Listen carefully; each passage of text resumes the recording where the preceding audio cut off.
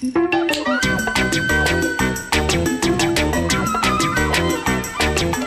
êtes nombreux à nous avoir demandé des extraits du spectacle de Grégoire Aubert que nous avions rencontré. Voici les images. Bon, je sors. Qu'est-ce qu'il y a encore? Rien. Mais t'as vu comment tu me parles depuis que t'es réveillé? Quoi? Tu vois? Oh écoute, je te parle comme un mec qui a mal dormi et que tu prends à la gorge dès le saut du lit. Oh, mais il est 11h passé, hein. Je réfléchissais à ma mise en scène. À me sous la couette, c'est du boulot, excuse-moi. T'es extraordinaire, hein. C'est pas toi qui m'as donné rendez-vous ce matin pour une séance de coaching. Oui, ben justement, puisque c'est moi qui dirige, tu sors et on commence. Être ou ne pas être, c'est là la question. Y a-t-il plus de noblesse d'âme à subir la fronde et les flèches de la fortune outrageante ou bien... Oui bon, je te passe le long monologue qui suit, je reprends juste avant ton entrée. Si la conscience nous tous hélas pas satisfait. Ah voilà. Doucement maintenant, voici la belle Ophélia, nymphe dans tes oraisons, souviens-toi de tous mes péchés. Mon bon Seigneur, comment s'est porté votre honneur? Non, je me suis trompé. Tu es déjà en scène, en fait, c'est Hamlet qui ne t'a pas encore vu quand il entre. Autant pour moi. Enfin, c'est pas grave, enchaîne. Mon bon Seigneur, comment s'est porté? Non, n'avance pas, reste où t'étais.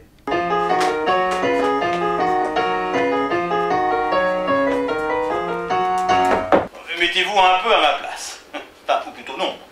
Ne vous y mettez pas. En tous les cas, pas encore. Vous êtes en vie, profitez-en bien. Seulement, on n'en profite jamais assez. Et c'est ce qu'ils disent tous là-haut. Moi, je ne fais que l'interprète.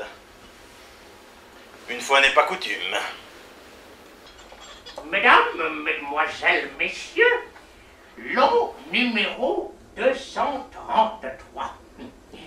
Ce maillet date de feu le XXe siècle et a appartenu à mon auguste prédécesseur et néanmoins grand-père, Paul-Édouard Gontran de la Motte embrasse.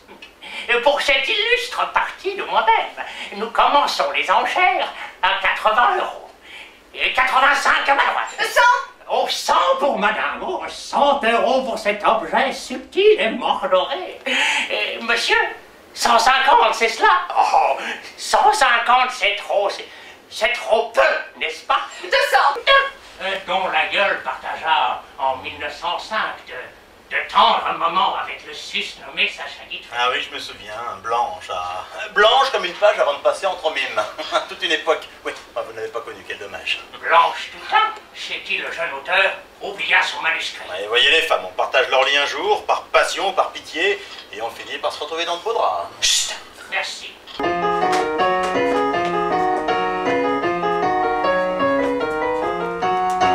J'utilise une expression française, que je vous recommande d'ailleurs. En plus, vous l'utilisant, cela risque d'être cocasse. Vous donner un conseil, moi. Un hommage, plutôt.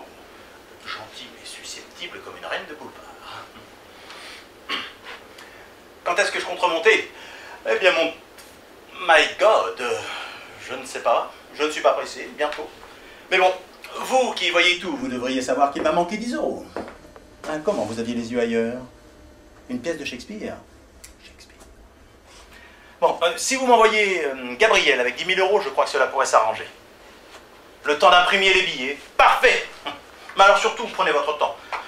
J'aimerais me promener un peu, visiter quelques théâtres, voir s'il me joue toujours et comment il me joue. Bon, on écrit des choses et puis ils les interprètent à leur façon. Vous savez ce que c'est. Vous devriez me comprendre. Allez, adieu. Enfin, si j'ose dire. Alors? Je vous écoute.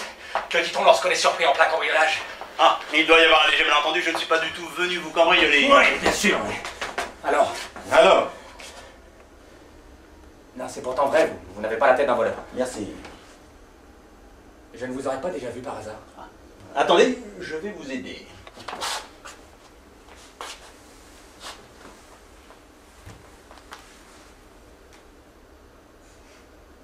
Attendez, vous êtes... Non. Si. Pas possible. Ah, et pourtant, je me doutais bien qu'on finirait par me reconnaître. Eh ben, vous sentez pas obligé de vous foutre de ma gueule. Pardon? Cocu pour cocu, je préférerais qu'on joue franc jeu, d'accord? Ah, parce que vous êtes... qui n'est pas à notre époque. À une égale époque pour ces choses-là. Ah, ça vous est arrivé également? Bien des fois. Et encore, les historiens ne savent pas tout. C'est si loin. Oui, ben parlez pour vous. Pourquoi moi? Enfin, pourquoi Jeanne? Ah non, mais vous n'y êtes pas du tout. Je suis seulement venu récupérer... Oui, comment oui, dire? ses affaires. Je m'en doutais. Comment j'ai pu être aveugle à ce point? Vous êtes sombre. Ah oui. Elle aurait pu choisir quelqu'un de plus... Enfin, de moins... Mais oui, je vous comprends. Non, non, Vous pouvez pas comprendre. Non mais détrompez-vous, cher monsieur. Il va falloir vous faire une raison. Vous n'êtes pas cocu. Enfin bon, en tous les cas, si vous l'êtes, je n'en suis pas responsable. Ouais. Pardon d'avoir pu penser que tu avais eu une aventure avec ce... Ma chérie. Mais je suis ruiné! Mais là n'est pas la question. Plus tard, Stanislas, tu me diras merci. Mais je te remercie tout de suite, si tu le désires, Jeanne, comme merde, à la fin, tu n'as aucune conscience de la valeur des choses! Mais justement, si, on doit pouvoir trouver une solution. Je sais pas, moi. Il nous suffirait d'hypothéquer la maison. Elle vient de mes parents, tu n'as pas de scrupule à avoir. Je n'aurais pas, rassure-toi. Eh, c'est ta faute dans le fond, ce qui vient d'arriver. T'as refusé de m'accompagner à la vente. Alors ne fais pas l'étonner maintenant, s'il te plaît. Pourquoi faut-il qu'à chaque fois tu fasses des histoires?